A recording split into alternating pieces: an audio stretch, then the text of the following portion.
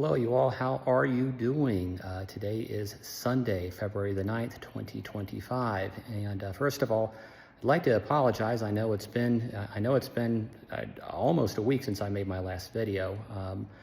One of the main reasons being, well, as I've said before, I've been busy with my TMS treatments, with the exception of this past Friday. But the other reason too is I've kind of been taking care of a sick kid over this last week.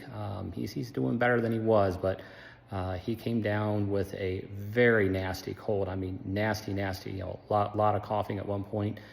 He actually got a fever of almost up to 101, but thankfully the fever's gone. It's just he's still dealing with that persistent cough. Thankfully, no flu, no COVID, no RSV or anything like that. Just a really nasty cold. But in any case, I didn't make this video to talk about taking care of my sick kid. I made this video in order to talk about how I am doing so far with these continued TMS treatments. So anyway, last week was my 4th week of treatment. So how's it going so far? Pretty well. The good news is that TMS dip that I was experiencing for a bit, I think I'm pretty much on the other side of that at this point. The other bit of good news is I can definitely say that I am feeling measurably better since I first started this whole thing. Of course, I talk about more of this on my blog, letstalkwhat.com. But one of the things I did want to talk about very briefly on this video is something that I learned.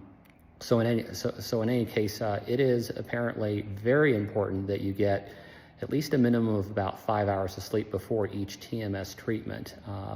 This past Friday, I had gone there, for my scheduled treatment, but the night before, Thursday night, I had only gotten about 2.5 hours of sleep. Our kid woke up several times with coughing fits, so I was obviously busy helping him out. Of course, my wonderful wife was too, but it resulted in me getting about 2.5 hours of sleep. So when I told them this, they said, "Hey, look, it's it is potentially risky to do these TMS treatments when you get less than 5 hours of sleep." And apparently the reason for that is because if you get one of these TMS treatments when you've had less than 5 hours of sleep, you do run a increased risk of potentially having a seizure during the treatment.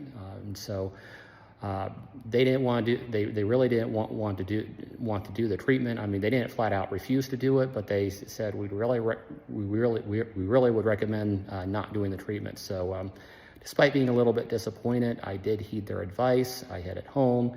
Good news is the last couple of nights I've gotten a pretty good amount of sleep. And I am obviously going to make really sure I get a good amount of sleep tonight because I have, my next treatment scheduled for tomorrow for TMS. But the main thing that I want to report is I am doing measurably better, given the fact that I've had about 18 treatments so far, about halfway through. So I am looking forward to whatever the end result is, whether it's a complete regression of the anxiety as well as the depression, or even just a good improvement. And I do think that whatever the end result is, it's definitely going to be. I'm definitely going to be at a better place than where I was before starting these treatments. So I definitely would highly recommend these treatments. Just the key is make sure that you get enough sleep. Now, I know some of you might be saying, well, gee, I deal with insomnia. What if I want to get these treatments, but I pretty regularly get less than 5 hours of sleep. And I get it. That was something that I was dealing with. I do think that I do think that in some cases they do make exceptions. Of course, I'm actually going to ask for clarification on that tomorrow when I go in for my next treatment. But basically, what I think they do is, if you deal with insomnia, which I know some people do for various reasons, they'll sometimes do the treatments on a case-by-case basis. But that really is, I'm sure, up to the individual treatment center.